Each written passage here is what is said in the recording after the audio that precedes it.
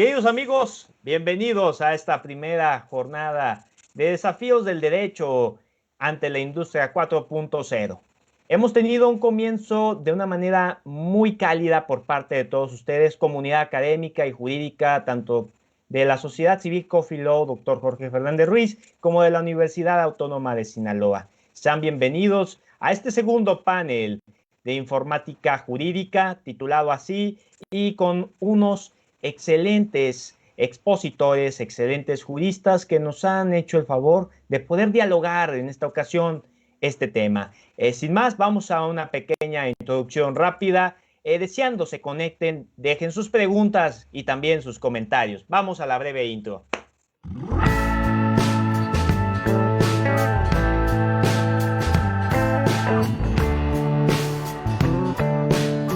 Hola, amigo.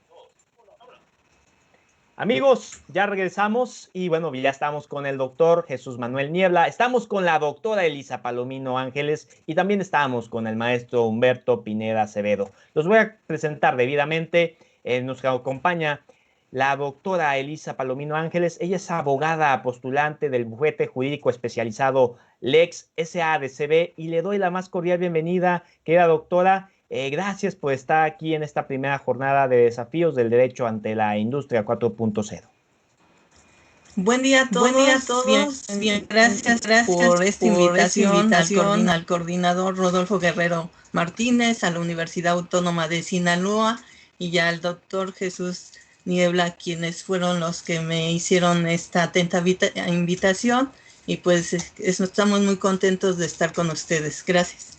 Muchísimas gracias, estimada doctora. También nos acompaña el maestro Humberto Pineda Acevedo. Él es profesor de asignatura de la maestría en Derecho Constitucional de la Universidad Latina de América en Michoacán, en Morelia, Michoacán. Bienvenido, estimado maestro Humberto.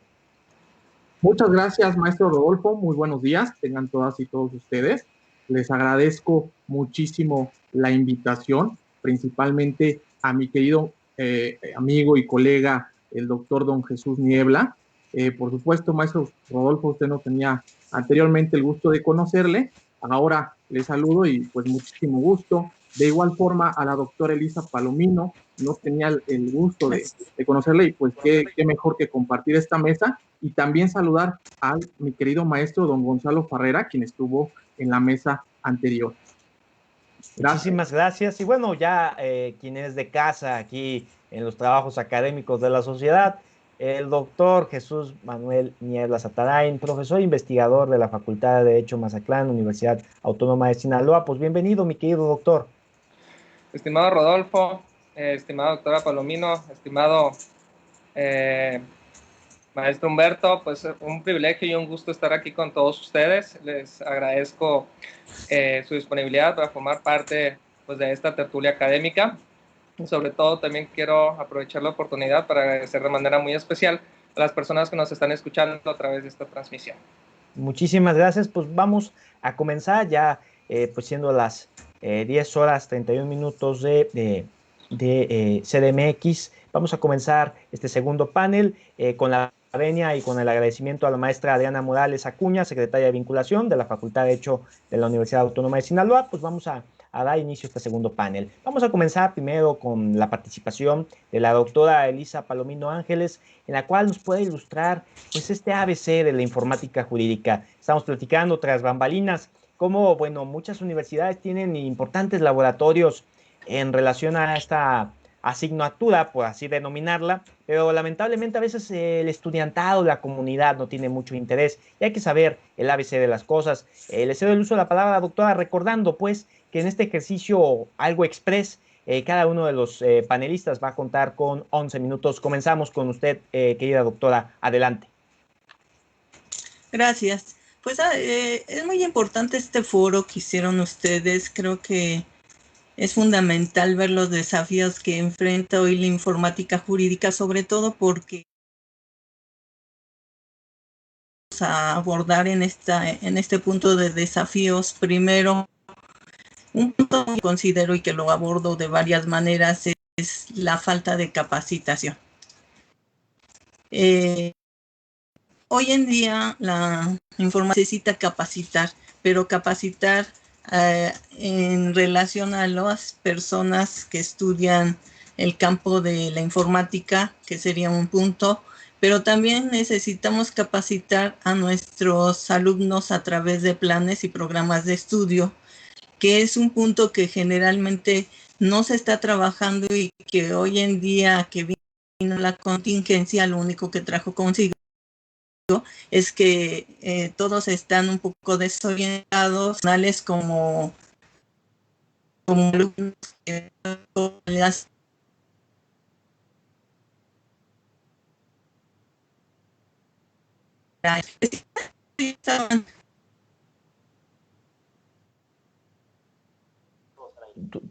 Tuvimos un pequeño desperfecto del internet de la doctora. Mientras tenemos otra vez la estabilidad con la doctora, pasaríamos con el maestro Humberto Pineda. Maestro, adelante. Ahorita que ya recuperemos la señal con la doctora, pues ya posteriormente seguiría ella de nueva cuenta. Maestro, pues lo escuchamos. Sí, muchas gracias, don Rodolfo. Claro que sí, bueno, conectando, obviamente, ha empezado la doctora Palomino respecto de la informática jurídica.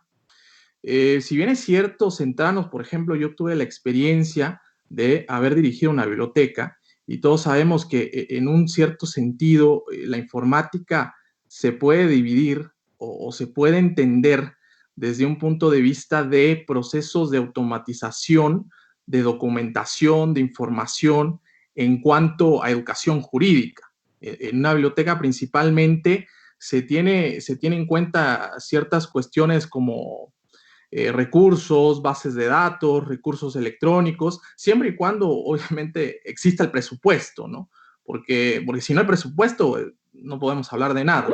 Pero sobre todo y atendiendo a ciertas etapas de transición, y lo comentaba en la mesa anterior el doctor Jesús Niebla, respecto de la generación que les ha tocado a los que se denominan como los baby boomers o la generación X, aquella generación, como también lo menciona Nicholas Carr en su estupendo, maravilloso ensayo de la superficialidad del Internet, respecto a que les ha tocado el periodo de transición de la tecnología Google a pasar, de la tecnología de la televisión, de la radio, es decir, medios electrónicos pues normales o casuales, y pues de alguna forma pues pasar hacia la tecnología Google, en donde se ha visto una cierta amenaza de poder, en donde ahí, si bien es cierto, si la difusión es importante, la difusión jurídica,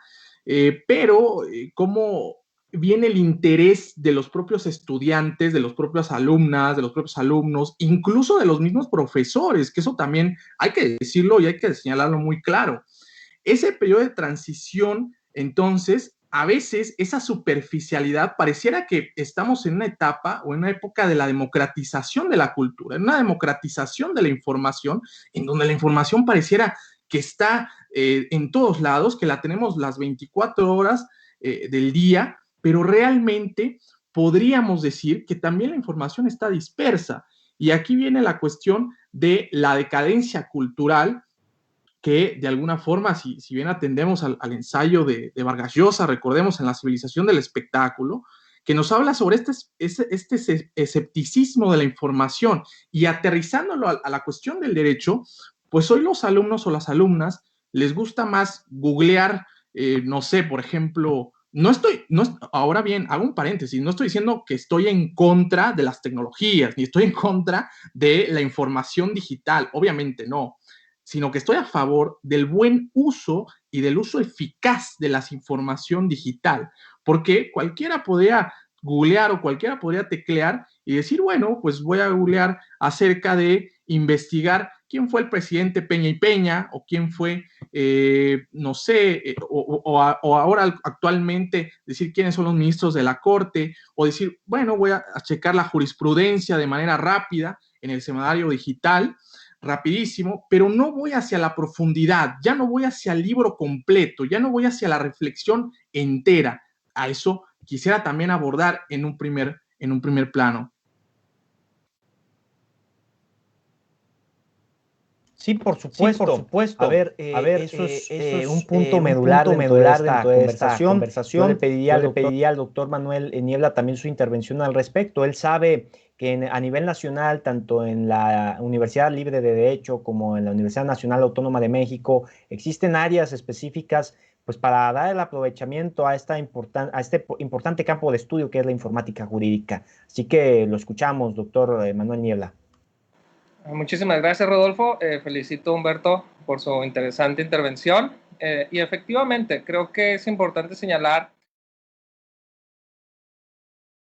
y el derecho, tomando en cuenta la primera como una plataforma de aplicación de la segunda, es una tendencia que no solamente está establecida y en franco crecimiento dentro de la comunidad jurídica internacional, sino que también en México hemos tenido aportaciones sumamente relevantes.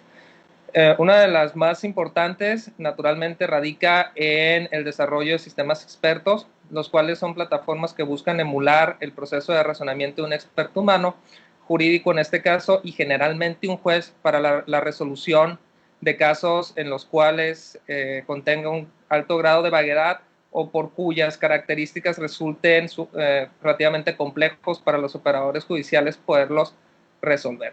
En este punto en específico, quiero hacer un franco llamado a observar los beneficios que la inteligencia artificial puede ofrecer al sector jurídico.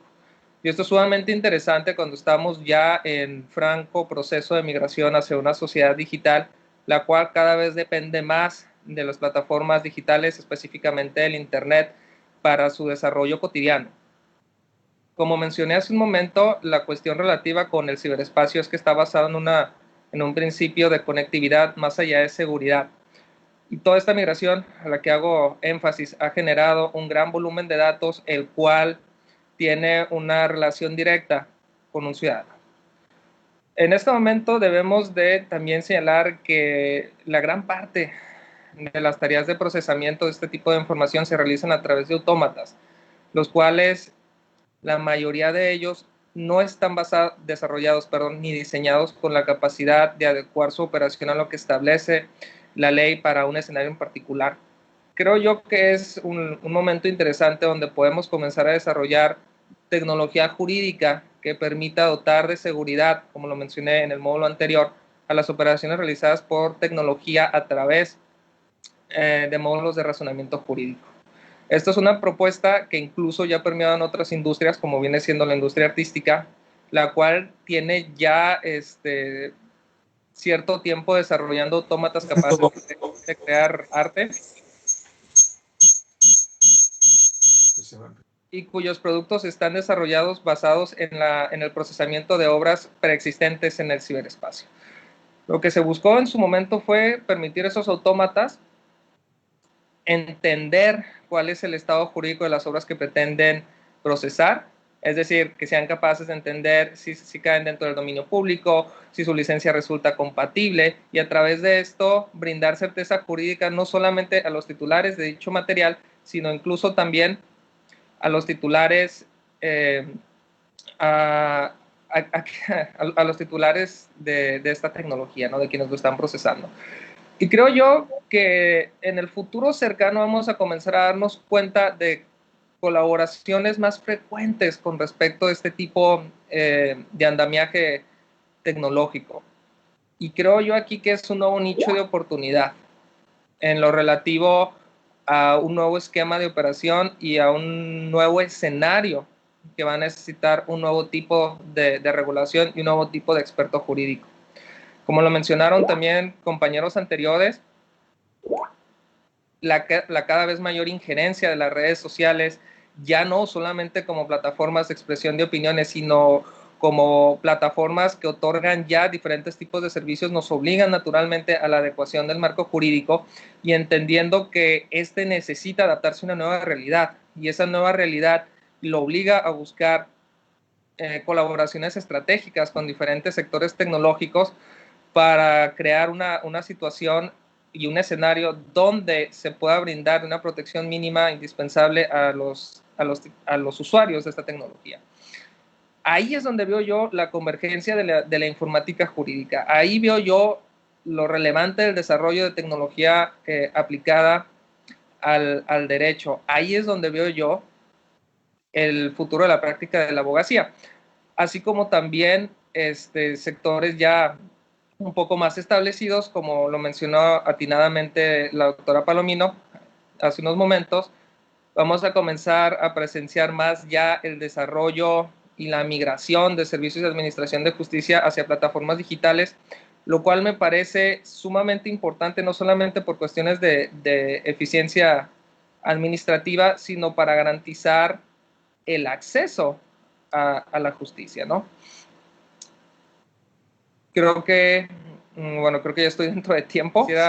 Quisiera hasta aquí mi participación. Quisiera ceder la palabra a Rodolfo. Te agradezco mucho, doctor Manuel Niebla. Siempre es importante pues saber la opinión también de la audiencia, que se ha manifestado muy interesada también con pues el uso importante de la informática jurídica. Incluso muchos están manifestando pues cómo desde las mismas bibliotecas se puede obtener recursos importantes como la que tiene la UNAM, la Universidad de Guadalajara y muchas otras casas de estudio en el país, y que valdría la pena que los estudiantes se dieran una vuelta en estos tiempos de pandemia, en donde muchas bibliotecas están a puerta cerrada. Doctora Elisa, le damos la bienvenida. Muchísimas gracias. Tuvimos ahí problemas con el internet, pero sabemos que las tecnologías no tienen palabra de honor, así que no hay ningún problema. Bienvenida de nueva cuenta. Le pedimos activación de su micrófono nada más. Bienvenida. Tiene el uso de la palabra. Gracias y una disculpa. Precisamente estamos hablando de las fallas de tecnología y hablando de esta cuestión, pues vemos que uno de los desafíos precisamente es la infraestructura, que hoy en día tenemos este tipo de problemas y precisamente las plataformas son las encargadas del diseño y la programación y funcionamiento y la operación de esta plataforma. Y aquí vemos una gran problemática y que de alguna manera va a ser un desafío, es establecer un adecuado servicio, pero también un punto importante que hay que tomar en consideración es la seguridad informática. Hoy que se abrieron diferentes plataformas en los diferentes poderes judiciales en todo el territorio nacional, pero un punto que no se tomó en consideración debido a la pandemia fue precisamente la infraestructura. La infraestructura es una clave aquí para la industria, quienes diseñan, pero de estos dos puntos vamos a encontrar el estudio tanto de responsabilidades como también el estudio de los riesgos. Ahí están los riesgos. ¿Quiénes programan? Y dentro de la programación contamos con una base de datos, pero hay bases de datos pequeñas y tenemos el Big Data. Y ahí tenemos en este punto muy importante que ahí se van a dar más riesgos. ¿Por qué? Porque la mayoría de las infraestructuras que tiene el Poder Judicial no tienen la capacidad de almacenamiento. Son almacenamientos muy voluminosos que en ocasiones no van a poder tener la seguridad ni van a poder tener un buen funcionamiento. Otro punto que vamos a encontrar dentro de los desafíos para el derecho es que no tenemos los peritos suficientes en estas áreas de oportunidad que van a irse creando conforme vaya operando en este caso la actividad judicial. Y ahí vamos a ver que los peritajes realmente van a ser diversos, pero aquí el doctor Niebla no me va a dejar mentir, son pocos los especialistas en el peritaje. Entonces aquí también tenemos otro problema. Ya se vaya masificando en la actividad judicial todo este tipo de problemas, vamos a ver que vamos a carecer de suficientes profesionistas para desarrollar ese tipo de peritajes. Creo que es un desafío que también tenemos ahí, aparte de la parte técnica que son los diseñadores.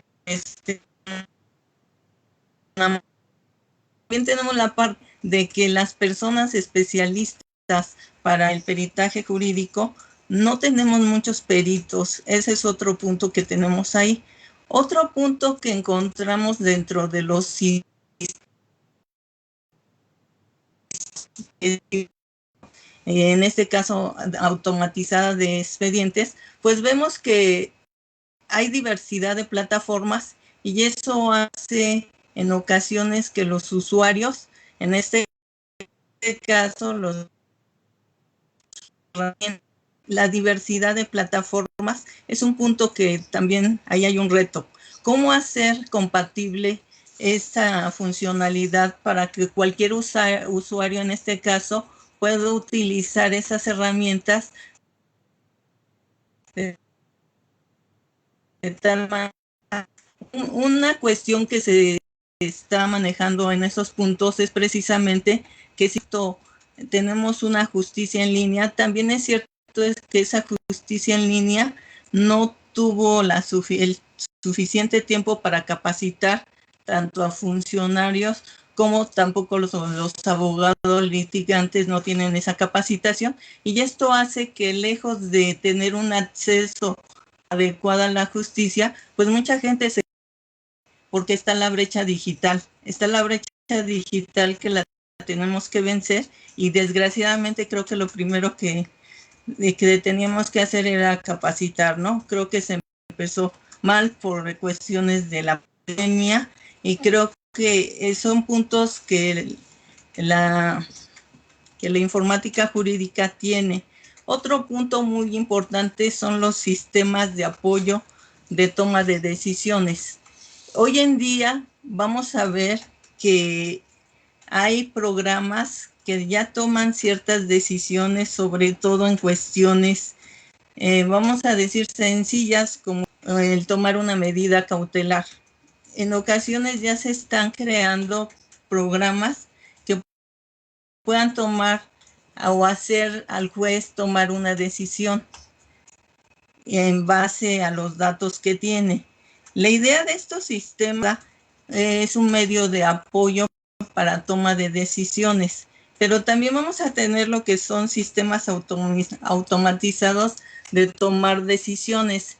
En el primero solamente sirve de apoyo al que les comentaba, de apoyo a la toma de decisiones, donde hacemos programas, y esos programas les sirven sobre todo a los jueces que tienen mucho trabajo para meter datos y ver cuál sería una decisión, en este caso, para tomarla. Pero también tenemos sistemas automatizados de toma de decisiones, lo que conocemos hoy como los robots. En este caso, que jueces robot. En este caso ya tenemos eso, que en Estonia y en China ya hay, por lo menos tenemos 2 modelos. Y esos modelos lo que van a hacer es, con su base de datos que tienen, formar sobre todo una inteligencia artificial que vaya creando este robot, para que a su vez el robot pueda tomar decisiones jurídicas.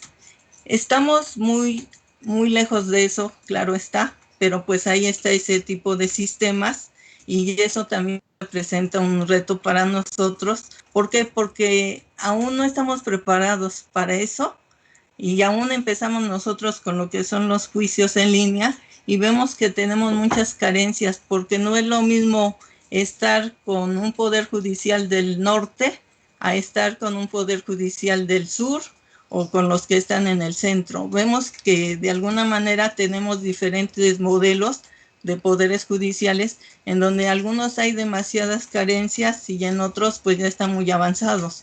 Pero creo que en esas situaciones necesitamos crear nuevos modelos, pero basadas en la realidad.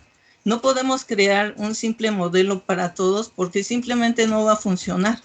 Estamos viendo que son diferentes modelos, diferentes características, diferentes factores, y creo que esos factores tienen que tomarse en base para la creación de modelos. Porque si bien es cierto, tenemos sistemas y plataformas que están funcionando, también es cierto que tenemos que hacerle más fácil el acceso a la justicia a todos aquellos que acuden en la justicia, Otro punto muy importante que se da sobre todo en las audiencias es el problema de las videoconferencias. Tenemos diversidad de técnicas y de diversidad de plataformas, pero también ahí tenemos otro problema. Otro de los problemas que se presenta mucho en este tipo de plataformas es precisamente a veces no se escuchan bien o a veces se interrumpen, como fue el caso ahorita. Se interrumpen las conversaciones. Y también otro punto que se cuestiona mucho de las videoconferencias, ¿dónde está el principio de inmediatez procesal? Entonces, ahí está el punto, ¿no? ¿Cómo le vamos a hacer? Son desafíos que tenemos para hacer que nuestras pruebas de alguna manera o nuestros juicios en línea no tengan tanta problemática en cuanto a la validez de sus actos jurídicos. Es otro punto de los que debemos de tomar en consideración y es otro desafío que tenemos ahí. Ahora, hay otro punto importante, la legislación. Si bien es cierto que no todo se va a legislar, también es cierto que debemos de ver medios preventivos, porque muchas veces nosotros como abogados nos enfocamos más en la norma, pero olvidamos la prevención. Creo que la prevención, sobre todo en este tipo de medios, va a ser fundamental para evitar, sobre todo, la inseguridad jurídica. En la medida que vayamos previniendo todos los riesgos y en la medida que vayamos estableciendo las firmas electrónicas avanzadas, en esa medida vamos a tener mayor certeza jurídica. Porque por otro lado tenemos el problema de las firmas. Los sistemas en línea generalmente nos piden firmas, pero son firmas electrónicas. A veces carecemos mucho de firmas avanzadas. Y el problema aquí también con las firmas avanzadas son los costos. Los costos de las firmas avanzadas generalmente son bastante costosos en este sentido, pero aquí tenemos un problema. Necesitamos de una firma que contenga biometrías. Una firma con biometrías es obvio que es más costoso. Aquí hubo mucha problemática en relación a que se quería poner la firma que utiliza la Secretaría de Hacienda en Crédito Público como una firma para todos los actos jurídicos, porque decían, bueno, finalmente esa firma tiene biometrías y es una firma que realmente le da una certeza por lo menos de un 90% de que es la persona. Pero también aquí estaba la cuestión de que si unificáramos en este caso todas las firmas, pues también tendríamos problemas dadas las problemáticas particulares que tiene cada estado, ¿no? Entonces ahí hay varias propuestas en cuanto a las firmas, de unificar una sola firma y también en el sentido de la inseguridad que se está dando al utilizar ciertas firmas. Y otro punto muy importante, otro desafío que tenemos nosotros sobre todo es en cuanto a la prueba. La prueba electrónica. Vamos a ver que finalmente en nuestra teoría general del proceso tradicional, pues ahí estaba latente y estaba funcional. Pero hoy en día vemos que esa teoría general del proceso, pues empiezan a surgir nuevos principios que antes no teníamos, como el principio de neutralidad, que ahí está, y que habló el doctor Niebla sobre eso. Ese principio, si ustedes se dan cuenta, pues no lo teníamos dentro de nuestra teoría del proceso. Vamos a empezar a ver que empiezan a surgir nuevos conceptos como la autenticidad, nuevos conceptos como en el caso de las pruebas, cuando tengo un documento electrónico público, cuando tengo un documento electrónico privado, ¿qué necesito para que la valoración de la prueba sea idónea y que no me la vayan a desechar? Pero a su vez tenemos por otro lado todos los medios electrónicos que están ahí y que de alguna manera nos generan información y esa información se conserva y se procesa.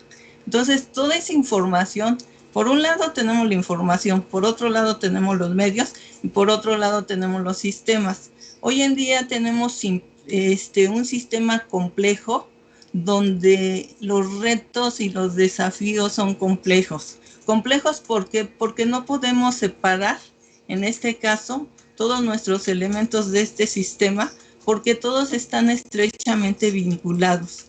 Y en esa, lo que tenemos nosotros y lo que yo percibo hoy en día es que la mayoría de nosotros trabajamos de forma individual. No tenemos muchos grupos multidisciplinarios ni transdisciplinarios. Y para este tipo de problemas que son complejos, necesitamos grupos, pero esos grupos que no sean integrados solamente por abogados. ¿Por qué? Porque nosotros no tenemos la parte técnica, y la parte técnica requiere precisamente de especialistas en la materia, sobre todo programadores y diseñadores en este caso, donde nosotros nos podamos dar cuenta de cómo ellos van elaborando sus bases de datos y cómo esas bases de datos tienen que tener ciertas características, y ya aparte esa base de datos tiene que estar libre de sesgos. Un punto muy importante que yo es que en ocasiones el programador puede contar con una base de datos, pero la base de datos la puede hacer con base a su criterio, con base a sus sesgos. Y entonces ahí entramos a cierto problema ético. ¿Qué tan éticos pueden ser en este caso los programadores y los diseñadores de estas plataformas? Ahí hay un punto importante y un desafío. ¿Dónde está el desafío? Evitarlo. A lo mejor el diseñador está representando indebidamente una construcción de una plataforma. Como no sabemos y como carecemos de ciertos conocimientos, no tenemos esa supervisión. Entonces creo que ahí, en cuestión de datos y en cuestión de programación y diseño, hace falta, pero visualizar varias partes. Primero, quiénes lo hacen. Segundo, cómo operan. Y tercero, quién supervisa. Porque son 3 puntos que debemos de tomar en consideración. Desde la creación, desde la operación y desde, en este caso, la vigilancia. La transparencia de los datos. ¿Cómo vamos a tener la transparencia? Y esto también es otro de los problemas que se presenta en los juicios en línea. Hay que ver cuándo va a ser transparente. En este caso, cuándo va a ser transparente. Algunos casos que se están ventilando en audiencias. Entonces es importante ese punto. Bueno, en general, lo único que podríamos comentar es que estamos en presencia de un sistema complejo, y ese sistema complejo debe de ser renovado y estudiado por un cuerpo académico, un cuerpo técnico, cuerpo de todos los principales actores, la industria. No podemos dejar a nadie fuera. Gracias por su atención. No, al contrario, estimada doctora Elisa, le agradezco profundamente su brillante exposición. Lo decía anticipadamente nuestro amigo en común, el doctor Manuel Niebla, su expertise, sobre su experiencia en este tema, y lo hemos notado con esta brillante exposición. Lo cierto es que en estos ejercicios académicos se nos va de forma exagerada el tiempo, pero bueno, para este cierre puntual me gustaría contar con las palabras adicionales de parte del maestro Humberto Pineda Acevedo, y ya posteriormente, si tiene algo que agregar al debate, Jesús Manuel Niebla, para efectos de pasar al siguiente panel. Estimado Humberto, te escuchamos. Muchísimas gracias. Muchas gracias, maestro Rodolfo. Le agradezco otra vez el uso de la palabra para finalizar esta charla, este gran diálogo, después de la excelsa intervención de la doctora Palomino. haciendo anotaciones muy específicas y muy detalladas respecto de la hora que le llaman la e-justicia, ¿no? O la e-justicia en nuestros tribunales federales. Pues precisamente quería abordar el tema, ya para finalizar, respecto de la pandemia. Si bien es cierto, en el tema latinoamericano, se nos ha orillado o se nos ha obligado prácticamente a acercarnos a la información digital. Se nos ha obligado, es decir, no ha sido de una manera voluntaria colectiva. Entonces ha sido una obligación forzosa colectiva y en esa luz, de alguna manera, también se abren las brechas educacionales y las brechas de oportunidades. Es decir, por ejemplo, si vamos a ser realistas con la situación económica de este país, es decir, si no todos cuentan con una computadora, no todos cuentan con el Internet, que ahí viene el debate si el Internet se considera como un derecho humano o como un medio de información o como una cuestión de sistematización nada más para obtener la información. Si no se cuenta con esos detalles o con esas herramientas, pues las alumnas, los alumnos, los propios profesores, profesoras, no pueden acceder entonces a la información o a ese universo de prácticamente de educación o de conocimiento. Si bien es cierto, ha habido una expansión de derechos humanos y que ya en el panel anterior obviamente lo han rescatado muy bien, ha habido una expansión en cuanto a libertad de expresión, en cuanto a un derecho a la educación, en cuanto obviamente a un derecho al conocimiento, pero también ha habido un rezago y una superficialidad en ese sentido. Y aquellos que sí, afortunadamente, podemos acceder a este tipo de información jurídica, pues de alguna manera también nos vemos un poco acotados, un poco superficiales. Por ejemplo, muchos profesores, sobre todo esta generación intermedia, y por supuesto también los millennials como un servidor, e incluso los centennials, pues el chip ya no es lo mismo que hace 30 o 40 años con la tecnología, por decirlo así, con la tecnología Gutenberg, en donde prácticamente leer un libro era de otras proporciones. Había más tiempo para leer y había más tiempo para sacar y obtener información, al contrario de hoy en día, que pues el tiempo ya es superficial, que estamos en el WhatsApp, que estamos en el Instagram, que estamos en el Facebook, que estamos en el Wikipediazo, ¿verdad? O en el Googleazo, o estamos viendo cualquier medio de información digital y por lo tanto ya no estamos reflexionando o profundizando tanto. Bien, también señalaba Nicolás Carr, en los años 70 podrías leer un libro y los libros te estaban esperando. Ahora está más rápido o de alguna manera no nos da tanto tiempo para leer porque hay muchísimas cosas que hacer y afortunadamente a la tecnología, pero vuelvo a lo mismo, el uso eficaz de esa tecnología y en cuanto podamos ser más eficaces y podamos aprovechar estos medios tecnológicos tanto en nuestras plataformas, tanto sea desde los tribunales, como obviamente desde las escuelas, desde las aulas, donde realmente los recursos electrónicos de las bibliotecas se aprovechen al 100%, pues podremos de alguna manera aprovechar toda esta información jurídica, si no de lo contrario, desgraciadamente nos quedamos en el escepticismo o en la decadencia cultural. Por mí sería esto para cerrar por mi parte el diálogo o la charla. Les agradezco mucho. No, al contrario, estimado maestro Humberto, agradecidos nosotros por tu brillante exposición. La verdad es que has hecho una sinergia virtuosa entre la opinión de la doctora, el diálogo y los puntos a tratar, también del maestro Humberto y del doctor Manuel Niebla. Estimado doctor, pues tú te quedas aquí con nosotros, es parte de los trabajos académicos de esta jornada, pero si deseas agregar algo para cerrar y despedir de forma puntual este segundo panel. Tienes apagado tu micrófono, querido doctor. Listo. Pues nada más hacer un poco de referencia a unos puntos abordados por mis compañeros panelistas en lo que refiere. Muy acertado su comentario con respecto a la brecha digital. Creo que es uno de los temas que sí debe de volverse no solamente una cuestión de política pública, sino un objetivo fundamental de las administraciones presentes. Creo que debemos de fortalecer eso. Somos un país donde existen grandes sesgos en cuestiones culturales y que naturalmente van a impactar en la efectividad de la adopción de estas tecnologías.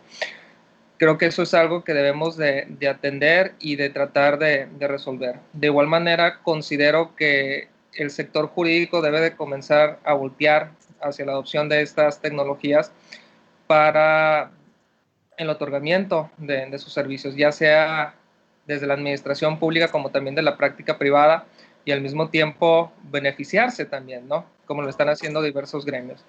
Finalmente, creo que tenemos también que comenzar a ver a la tecnología, como lo mencioné yo, como un aliado y sobre todo no solamente como una herramienta de administración. Creo que puede desenvolver un rol activo y un rol directo en lo que respecta a la interpretación del derecho, y sobre todo, y esto lo quiero dejar muy en claro desde la perspectiva de la inteligencia artificial, tenemos que entender que la aplicación de la ley debe de garantizarse como una cuestión inherente y exclusiva hasta este punto en el desarrollo tecnológico al elemento humano. Si bien es cierto, encontramos ya estados que han decidido permitir que autómatas tomen un rol ya decisivo en lo que respecta a diversos actos jurisdiccionales. Muchos de ellos nos han hecho énfasis en que son para cuestiones meramente administrativas, donde la litis no existe o de existir en realidad es muy compacta. Yo creo que eventualmente vamos a llegar a ese punto, pero con la capacidad de la tecnología del día de hoy, considero que no es prudente. Sí, por supuesto, querido doctor. Bueno, le agradecemos muchísimo este cierre puntual, esta recopilación de las ideas aquí planteadas, muy importantes, y desde luego les agradecemos a todos los que han estado presentes en las controversiales redes sociales siguiendo este segundo panel de informática jurídica. Para nosotros es muy importante su atención, sus comentarios. Muchos se han manifestado a favor y con el interés de estos temas y nos da muchísimo gusto. Agradecemos de manera puntual y con enorme agradecimiento a la doctora Elisa Palomino Ángeles, abogada postulante del bufete jurídico especializado Lex SADCB. Muchísimas gracias, querida doctora, y estaremos muy en contacto para seguir estos trabajos con su venia. Muchísimas gracias, querida doctora. La escuchamos, gracias la escuchamos. A todos. ¿Sí? Les agradezco mucho el compartir sus conocimientos al maestro Pineda, al doctor Jesús Niebla y al maestro Rodolfo Guerrero. Muchas gracias por todo. Creo que estos foros nos ayudan mucho a intercambiar ideas sobre todo y a ir formando nuevos grupos que esperemos en un futuro se puedan formar. Y también darle las gracias al doctor Gonzalo, que también me auxilia mucho en este sentido. Y gracias a todos y gracias por compartir. Gracias, querida doctora. Estaremos muy atentos. Y bueno, también agradecemos al maestro Humberto Pineda Acevedo, profesor de la asignatura de la maestría en Derecho Constitucional de la Universidad Latina de América en Morelia, Michoacán. Muchísimas gracias, estimado maestro Humberto. Estaremos en contacto, si nos lo permite. Le agradecemos mucho su brillante participación. Por supuesto, muchas gracias, querido maestro Rodolfo. Le agradezco mucho haber coordinado esta mesa.